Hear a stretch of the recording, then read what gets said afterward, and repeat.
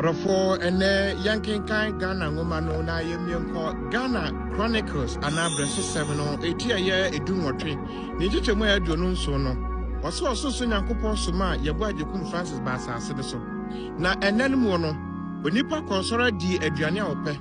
na wonum ensa a wope na wore enam a wope no konsora di ne ye wonakoma so de na wonkra ne je won ho na woka se yensika ye dia ne yɛteta bonanso bɛ yɛ niche na enama wo we yɛn so no wanfa emranto ho na wodidi yɛ anopa awia ne anadwo na homakye nso wono madokodoko de na hwɛ yare asase ba asase de so ne nipa wu ententem nanso na aduro bi anuo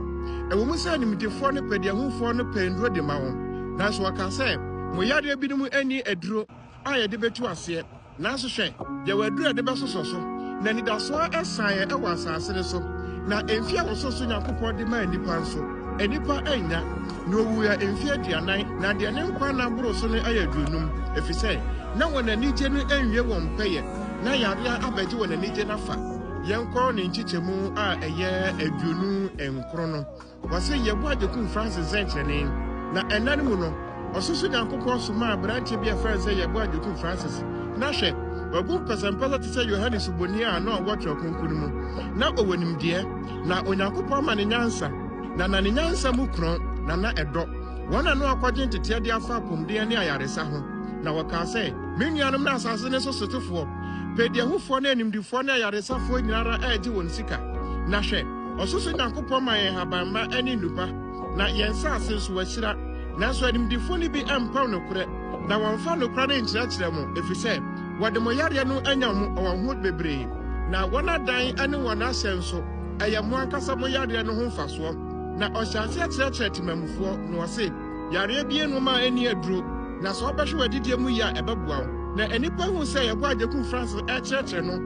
wɔn ani ba wɔn ho so na wɔhyase aka sɛ yare ndidi anadwo bio na ɛnam a yare ne biribi a yɛpɛ so yɛbɛgyae hwɛ ɛnsa nso yare nnom ɛma ne mmoro so na onipa bi no ma odidi wa asase ne so wa mu sɛ yɛbɔ ajekum Francis na de din ɛdɔso wa asase ne so na wiase amanse na ateneka na ɔtwerɛfo asamba kodwo nso ateneka wɔ UK na ɔsoso nyankopɔn fa no so trɛ nsɛm etu hɔ na enipa wɔn hu sɛ yɛbɔ ajekum Francis ɛnkyerɛkyerɛ no ɛma wɔn sika asa no wabufu yɛ yankɔ ne titemu a yɛ aduana no wɔse na apamsafoɔ no sɔre tia yɛbɔ ajekum Francis na ɛba sɛ animdifo ne kadiahufoɔ ani pɛdiahufo ne ayaresafo no hu sɛ yɛbɔ ajekum Francis nkyerɛkyerɛ na ama enipa nya hɔde no wɔsɔre tia no na baba bi a Francis abi ata sɔre no ɔse hwɛ yɛbɔ ajekum Francis ni ahwehwɛ ɔno ankasa de botom na n'ani nti enipa ayaresa ho na emom no de ɔno benya na wamfi no efise na yɛbɔ ajekum Francis nkyerɛkyerɛ no akɔso yere atim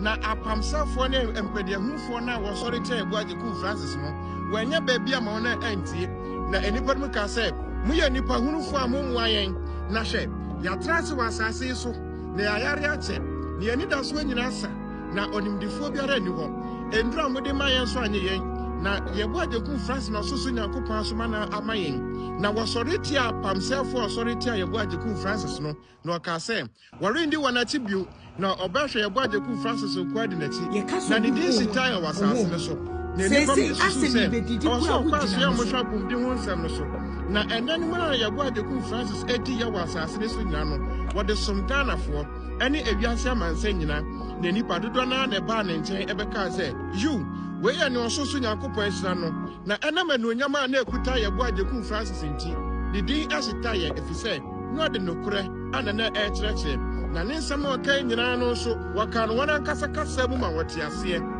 na ɛmberewafo ahyase yɛ mmabaawa na mmabaawa nso ɛyɛ mmabunu na mmabunu nso no wɔnyinyɛ anya nkwa tenten na yɛbɔ ajekum Francis pagya n'ani hwɛ ɔsoso nyankopɔn na ɔde aseda maa no na nipa ne ka sɛ weyi ane onimdifo a nyame ayi nama yɛn ɛwɔ awiyɛ brɛ mu